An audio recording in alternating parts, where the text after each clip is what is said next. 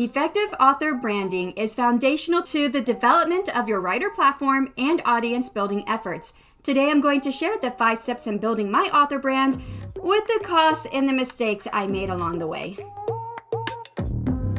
Hello writers in training, I'm Shannon, writing under the pen name SD Houston, and I am by no means an expert at author branding. And in fact, I would say I'm at the lowest beginner level, especially since I didn't do social media until just about 6 months ago. Now, I've had a personal Facebook that I posted to about once a year, and that was about as often as I checked it.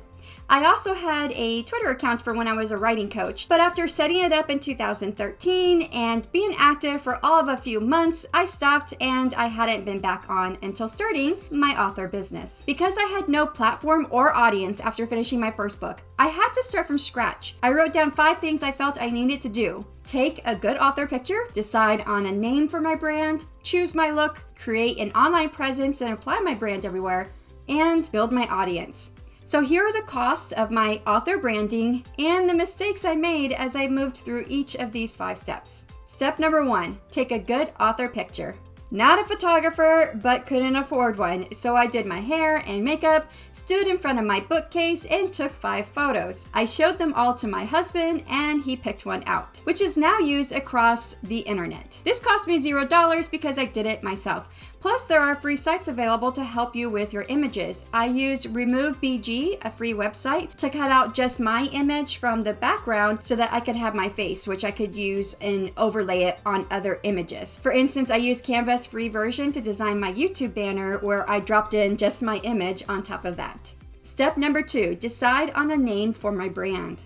I had to decide whether I would use my author name for my website and social media or something else that may have represented me, maybe related to my books.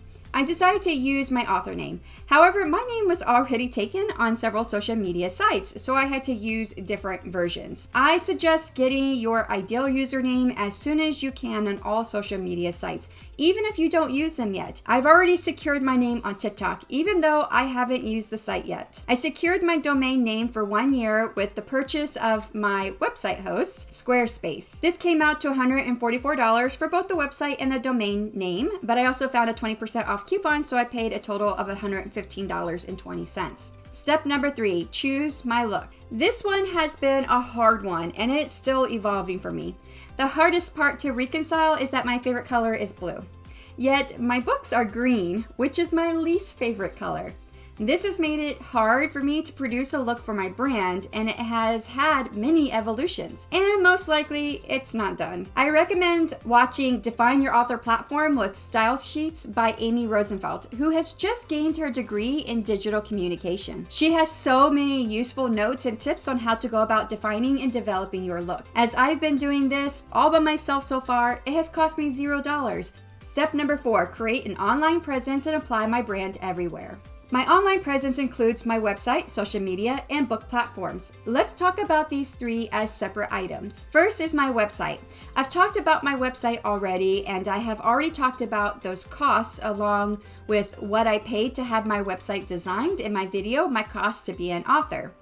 However, if we're just looking at costs for author branding, then I need to add the additional cost of designing my website. I hired someone off of Fiverr for $35, and after paying for the service fee, a tip, and a service fee for leaving the tip, I paid a total of $46.21. The second way to create an online presence and apply my brand is through social media. Currently, I visit Twitter, Instagram, and Facebook, although this isn't very often. Social media is not my favorite thing to do. However, I also have this YouTube account, which I update at least once a week. At first, I styled my YouTube account with my brand look, but after a couple months of doing YouTube, I began to have this thought that this account may not be the best author platform. As I mentioned in other videos, I don't think the majority of my readers will visit my YouTube to learn how to be a writer. So I began to treat YouTube differently, and I designed a new logo and look. But I wasn't necessarily right in my previous thinking. Although my YouTube platform may not appeal to readers who come across my books, it has appealed to viewers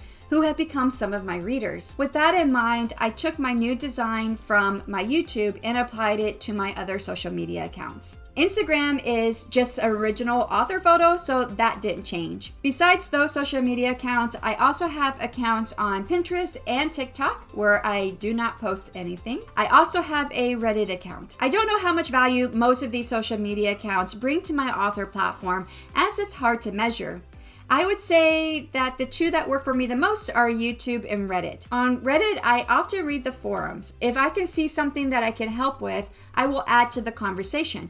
And often, I can link a YouTube video that I've made. That has brought me more viewers. Now let's talk about my costs for social media. And most of it's free. However, to get going on my YouTube channel, I've bought new makeup, studio lights, a blue snowball microphone, and a tripod for my camera. These came to $175.68. For my YouTube branding, I went through a mini HELL. I made a huge mistake. I hired someone from Fiverr who is going to design my logo, a custom intro and outro with ink cards for my videos, and a banner along with a brand style guide, all for my YouTube channel. I should have guessed that for something this detailed, that Fiverr was not the way to go. But I knew exactly what I wanted my logo to look like. I even drew up a mock-up of a piece of paper bench pressing a pen with the words "Writers in Training." For the price of $211, it was all supposed to be done in 12 days. 4 days in, I received a pencil drawing of a bear curling a weight in one hand and writing on a desk with the other hand. I told the designer that that was not at all my vision.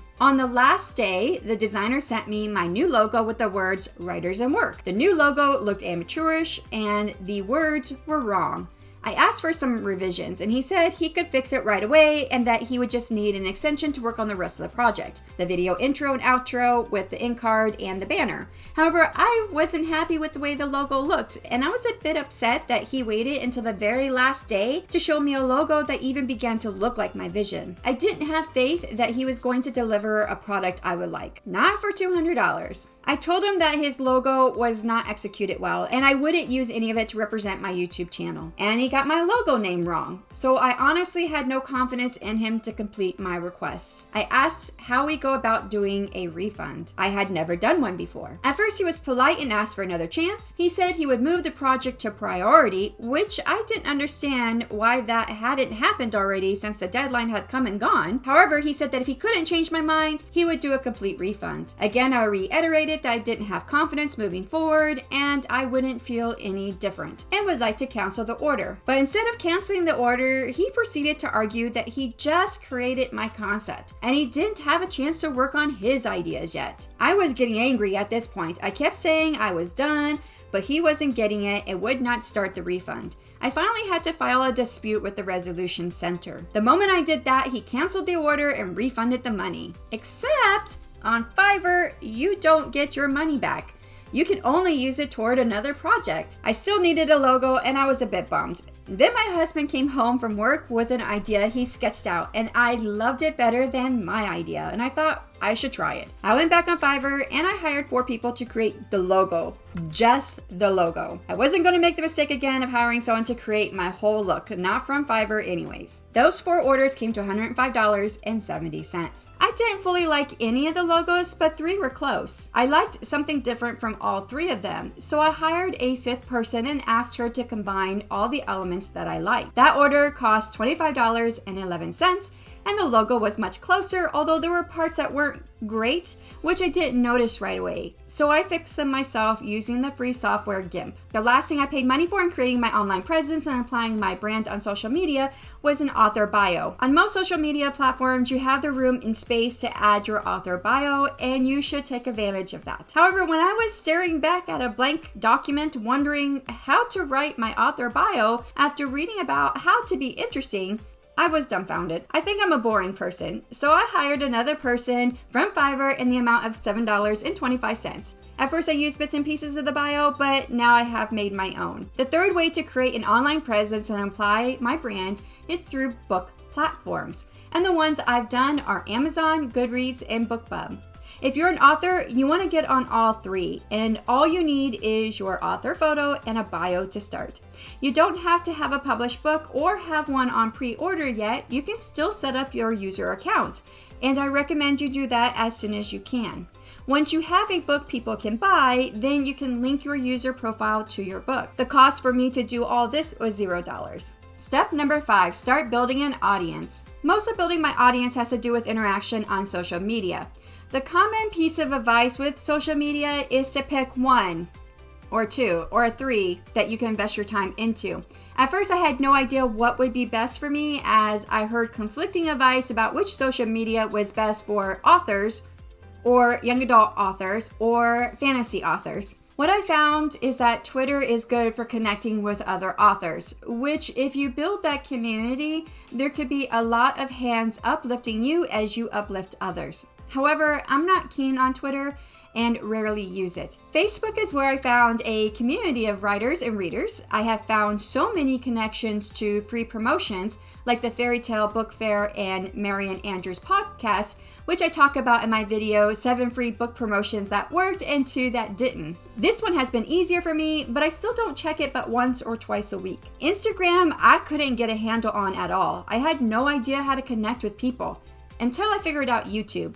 With YouTube, I wasn't sure what I should do at first beyond posting content. I tried leaving comments on some videos I watched, but I either received no response or nothing that engaged me further. Then I stumbled upon the heart of the authortube community through Ben Pick. Check out his channel if you haven't. It's a great one. That's when I found out that a lot of the authortube community is on Instagram too. So the 2 that I engage in regularly are YouTube and Instagram. However, what about my website and book platforms? For my website, I have a newsletter sign up. I use MailChimp and it's free for me right now. However, I had no idea how to build up my newsletter subscribers or how to gain followers on the book platforms. In fact, I didn't even know if building my followers on book platforms was important. Then I found CL Cannon on Facebook. She does multiple builders all throughout the year. Each one has their own theme and the goal can be different as well.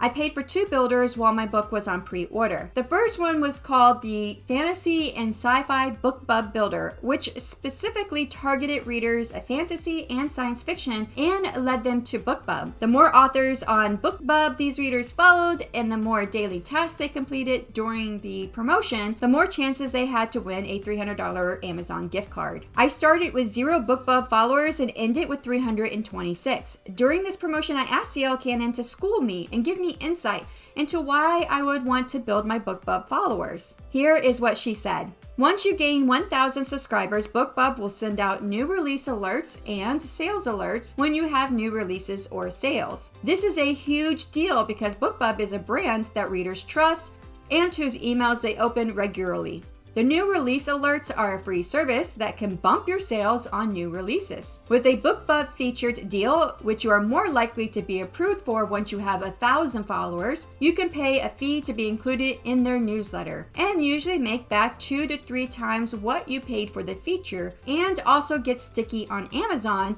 so you consistently make good sales for a long period of time after the feature. BookBub is a very important tool for authors. Wow, I had no idea, and now I do, and I'm constantly working on increasing my BookBub followers. And it worked for the new release alert. I didn't have 1,000 followers, but I did get the new release alert, which was emailed to my followers on November 1st when my debut novel launched. This paid builder cost me $25. Before I move on to talking about the second paid builder, which was mostly a mistake to pay for, if you're finding this content valuable, please work out that like button. The next paid builder was called the Strong Fantasy and Sci-Fi Women Reader Builder. This builder targeted readers who liked strong women of fantasy and science fiction, who could then follow some amazing authors across the web and enter into a raffle to win multiple prizes. For this builder, I could submit 3 places I wanted to increase my following. I chose my newsletter, Facebook, and BookBub. The builder worked okay for 2 of these places, but ended up being a nightmare for the 3rd. For BookBub, my number of followers increased only by 40 people. 40 is still a good number, but in the first builder, I gained over 300 followers and had hoped to gain a comparative number. My mistake is that the 2 builders ran with only 2 weeks between them. So it's likely they targeted the same audience who had already mostly followed me on BookBub from the first builder. I should have waited a couple of months to a year. For my newsletter, I gained 46 new subscribers, which sounds great, but it's not. Only 23 have opened the welcome email, which is half of those who signed up. 3 have unsubscribed, and only 1 has ever opened another email. I will likely have to scrub 45 of those subscribers. Now for the biggest mistake. Before this builder started, I had 1 friend on my Facebook author profile. With this builder, I had thousands apply to become friends. At first, I just accepted everybody. I was so overwhelmed. Then I started receiving messages to view pornographic material, and I missed phone calls. I had no idea you could even have anyone call you through Facebook Messenger, but I certainly wasn't going to answer them. I spent hours weeding through all my new friends and blocking or unfriending them. I also became very picky in who I chose to accept as a new friend, which was more hours of weeding through Facebook profiles for people who looked legit. Every day of the 30-day builder, I received no less than 100 friend requests. I don't think that those thousands of followers all came from the builder, as many of the people I accepted had friends I had already accepted, and all of them would try to show me porn or add me to a group I would never support. But once that door was open, it was like the word was spread. These were not the right type of people I would want following me. The second builder and mistake cost me $15. The lesson: do only BookBub builders and not back-to-back builders if it's through the same company.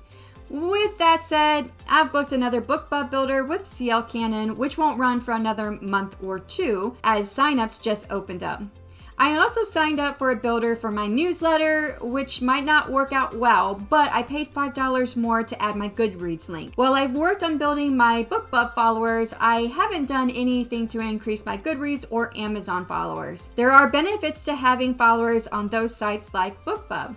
I don't know all of them as I'm still learning, but Goodreads notifies followers of your activities from what I understand, like if you do a blog post on the site. With Amazon, they tend to send an email when you have a new release. I understand from some sources that this isn't always true, but to test it out, I started following an author who I knew was going to have a new release, and I just received an email from Amazon telling me all about it. Even though I'm using these builders to quickly grow my followers, the way I see it is if those who are exposed to the builders are also truly enjoying the genre I write, when they receive these alerts and emails, they may be likely to buy my books. Additionally, there's the concept of social proof. Social proof is a psychological phenomenon where people assume the actions of others in an attempt to reflect correct behavior for a given situation. So often in situations where we are uncertain about what to do, we would assume that the people around us have more knowledge